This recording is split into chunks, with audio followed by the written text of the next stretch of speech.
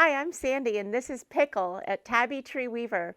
We're going to show you 9 tips for getting perfect tension on your rigid heddle loom. Number 1, make sure that your loom is securely clamped to the surface that it's on so that it doesn't slide around while you're winding your warp. Number 2, if your warping peg is on a movable object, use a non-slip mat. Number 3, if your warp is wider than 6 inches, consider using more than one warping peg as you go. Number 4, as you put the warp on the warping peg, make sure that you're not overlapping the previous warp threads. Before sliding the warp off of the peg, tie a choke tie on the end in order to keep the warp threads from changing tension. Make your choke tie as tight as you possibly can by wrapping the thread twice around the warp. Pull it very tight and then secure it with a bow so that you can easily remove it later. Number 5, when winding the warp onto the warp beam, choose a thick separator such as corrugated cardboard. Some people use paper, but I find that this isn't quite thick enough to keep a nice even tension on the warp. You may notice that the reed in this shot is not a normal rigid heddle reed.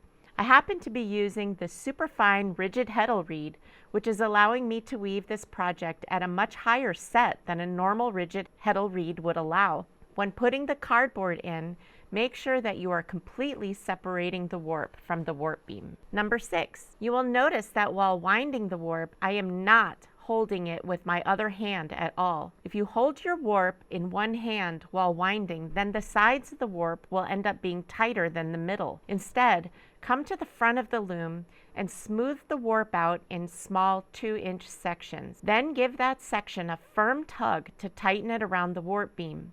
Work your way all the way across the warp in this way and then wind one more full turn.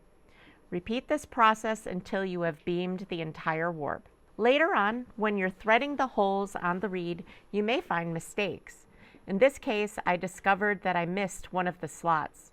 For now, I'm just going to leave that slot and the hole next to it empty, and I'm going to come back to it later and show you how I replace the threads that are missing there.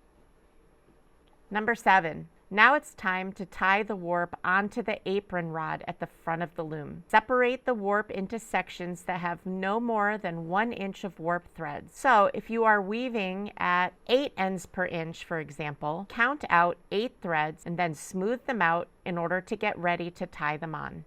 You'll notice here that I'm putting my thumb on top of the threads so that I keep even tension while I bring them underneath the apron rod and tie my first knot. At this point, do only a half knot because later on we're going to want to come back and adjust the tension of each of these 1-inch bundles. Number 8, now we're going to measure out a thread that is twice the length of my warp, and we will double it over to make the 2 replacement warp threads from earlier on when I found my threading mistake. Now we're going to take the 2 loose ends and thread them through the slot and the hole that I missed earlier on. Tie these 2 threads onto the apron rod in the right spot. You may have to untie and then retie one of your bundles. Now we're going to tie the other end of the replacement threads onto a warp weight.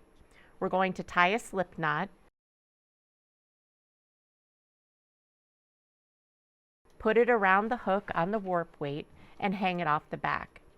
Test for even tension, and if needed, come back and remove or add washers in order to get the perfect tension. If you like these warp weights, you can find them on tabbytreeweaver.com or in the description below. Now it's time to spread the warp. I'm going to show you a trick to get this done faster than usual. First, separate the top and bottom threads to make sure that the top threads are on the top and the bottom threads are on the bottom. Then we're going to weave 3 picks of scrap thread without beading between each one. Change the reed to the next position between each pick. Then we're going to beat them all together.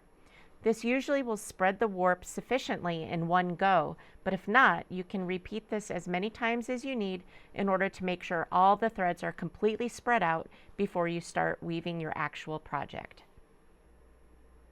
Number 9. After spreading the warp, inspect the scrap thread for peaks and valleys. Peaks mean that the warp in that area needs to be tightened. Valleys mean that the warp threads need to be loosened. Untie and retie the bundles in order to get more even tension across the warp. Now you can see that when I weave and beat in one more pick, it's perfectly flat. Now I can go back and tie the second half of the knots so that they stay secure. And now you are ready to weave.